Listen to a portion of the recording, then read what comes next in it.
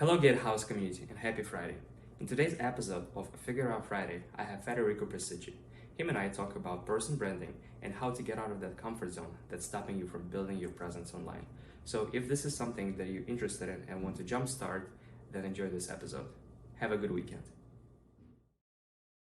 Hello everyone, and today I'm so excited to tell you that I have Federico Presicci with us. Federico, did I say your last name correct? Correctly, and it's quite amazing actually. I wasn't expecting you to get it right the first time. Perfect. So, Federico and I connected maybe a couple of weeks ago. We had a mutual friend. His name is Eric Cyber. He's been a great mentor to me, and he really liked Federico when they've talked. So, Federico, again, thank you for taking your time. And do you want to say anything before we kick off? No, I mean, thank you of course, for having me here in the conversation. I think I'm excited to kind of discuss and talk the topic of today, I guess.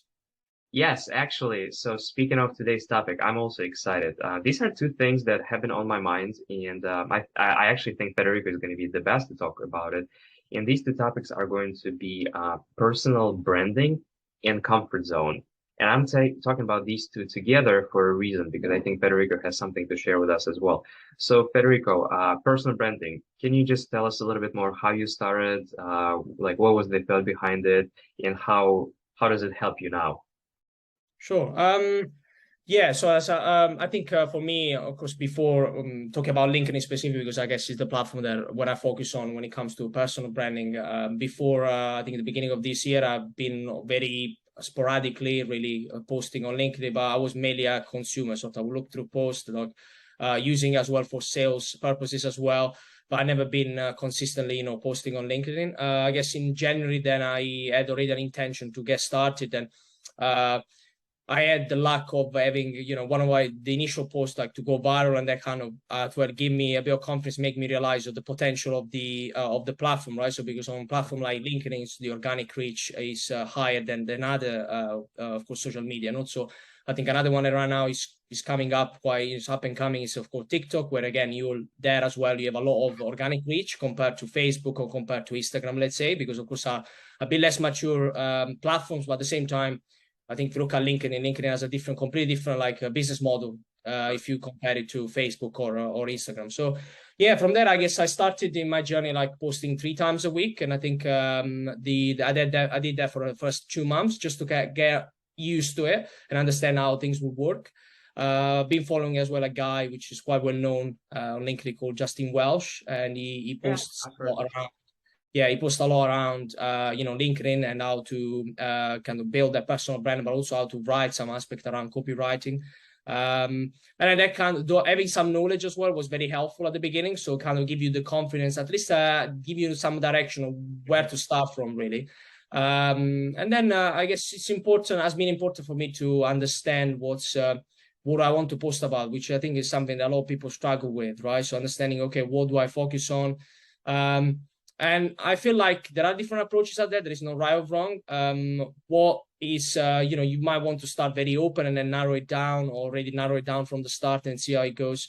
I think what's most important, I feel based on my experience of being posting for about 6 months now consistently, is finding at some point like what I call it a sustainable interest. Mm-hmm. Something you literally, if I were to get you on the spot, you would be able to talk for it like for 30 minutes or 1 hour without no need to read anything, right? So something you're really into it, something that it comes easy to you to talk about. And I feel like if you have the sustainable interest, I think it goes a long way with consistency, particularly because often you will find that if you don't have a sustainable interest, then you don't know what to talk about anymore, right? So you don't have something that keeps you going for a long time, right? So yeah, I think that you're walking around with your phone all the time, making notes. What do you want to talk about?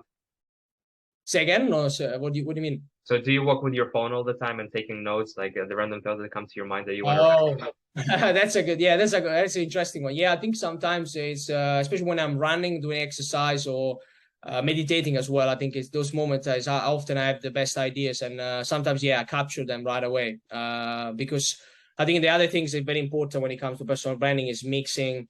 You want to, depending on what kind of content you want to post out, but of course the content wants to be maybe, let's say, informative, fine, but you don't want to be like informative at the same time. You need to bring some of your life experiences into there, right? So because people need to resonate with that. So when you have something happens to you and you realize actually, oh, this is an interesting thing that happened, and I can actually relate to something I know, a concept or an idea.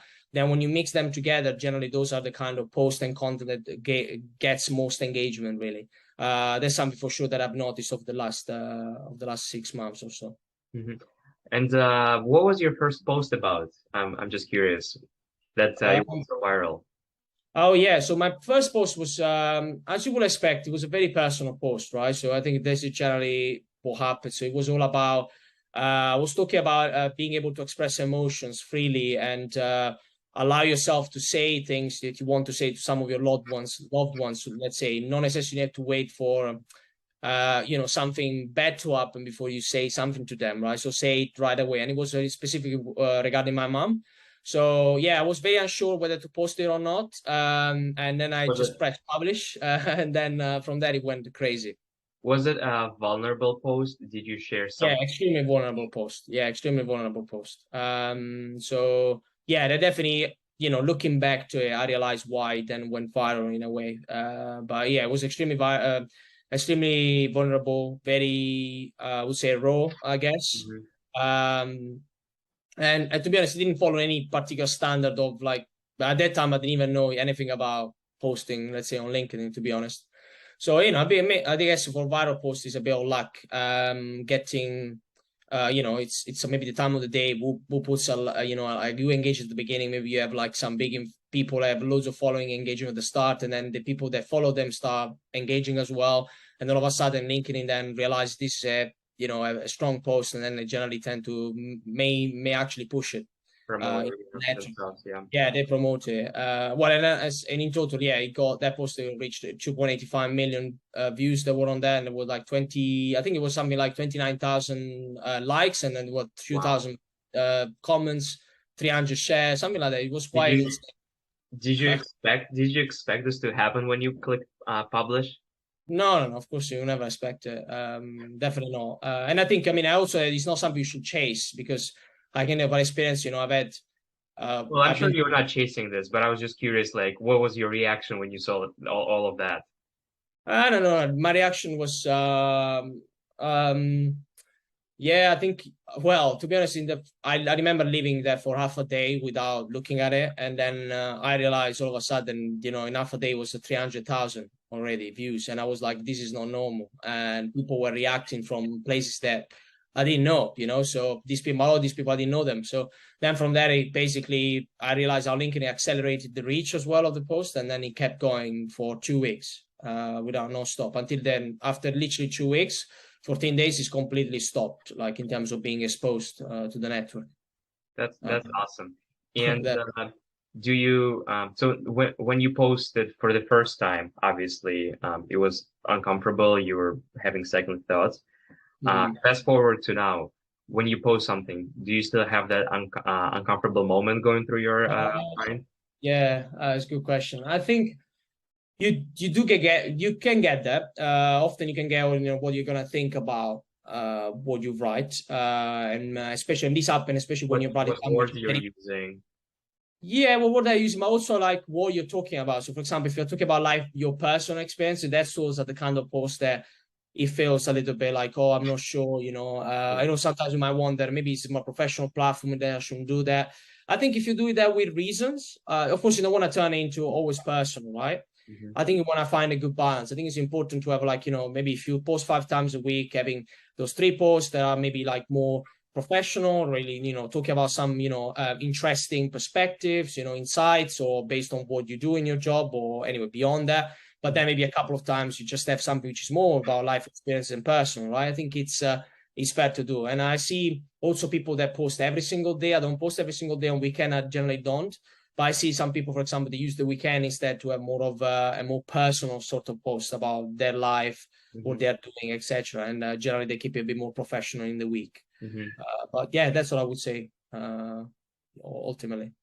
And so I think you said you're posting now, what, 3 times a week, you said? No, now I post 5 times a week. So for the first 2 months I was doing 3 times a week. then I get into the rhythm, and over the last 4 months, more or less, I've been posting every day of the basic week, work week, essentially. Yeah. This is awesome. So, do you have challenges with the topics? Because I mean, it's roughly 20 plus posts a month, so that's a lot of different subjects. How do you manage that?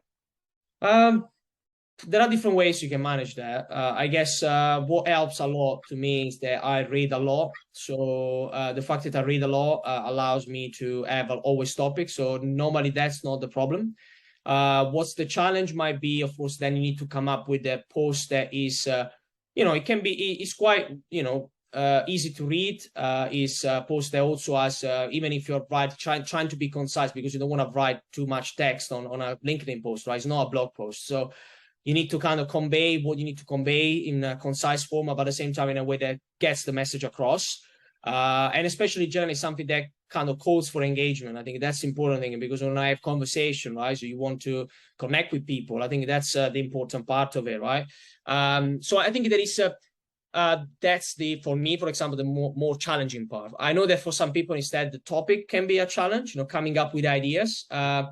But I do believe if you're always reading and always, maybe even not necessarily reading, but it can be even like listening to things, right?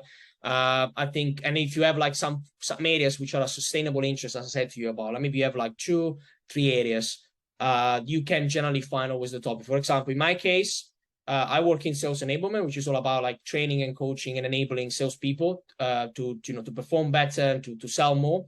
Ultimately, so my kind of key areas are sales. Then I have sales enablement, more around training and development and learning and development. And then I have mindfulness and meditation, which is my kind of passion that often I bring into the sales environment. So those are the three macro areas I have, and generally like all of my content kind of goes under this one of those buckets. And then from there, I will have subtopics as well that sometimes I register and I think about, okay, so I've covered these subtopics of the last couple of weeks. Maybe this subtopic is something I haven't addressed in a while. Maybe I can start thinking about this as well. So that's how I normally, kind of go about the topics. That makes sense. That I love the fact that you read a lot and get those ideas. Because I feel like some people have struggles with actually coming up with a topic, but I agree with you also on making posts concise. It's not a blog post, and let's be honest, people for the most part are lazy right now. I mean, we're all lazy by our natures, I would say. Yeah. And if it doesn't get your attention within like first probably a couple of seconds, the post is not going to be good for them.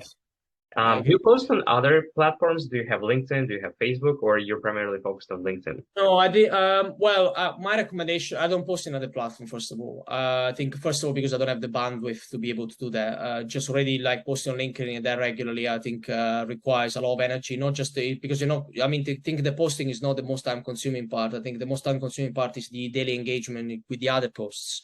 If you want, of course, to gain more engagement on your posts, it's important that you network and connect with people that are also content creators, because they are the ones that are going to be, liking it, are going to be commenting particularly. So I would say that's really time consuming. So for me, I think the best approach is you find one platform you want to focus on, just master that first. Once you master that and you're getting tractions, then you start with a second one. You can then, for example, move into Twitter, or you can move into TikTok, or whatever you like, Facebook, etc. So I think that probably might be my approach in the future, because ultimately I think you need to think in terms of diversifying all the time, like as you do in investing, diversifying for investing. You do the same, I guess, when it comes to social media too. You don't want to rely just on one platform. You never know changes in algorithm, changes in, business models, company problems, whatever it may be. I think it's always important to start from one platform. Totally understand. I think I agree with you, because you have to master one thing before getting involved into another one. I agree with you. And another question that I had was, and we touched a little bit on it already, comfort zone. So what would you suggest to people who are thinking about doing their personal brand? Because I honestly, between you and I think that within the next 10 years, the success of a human being, the success of a person and a business, it will all come down to personal branding. So like brands do branding right now.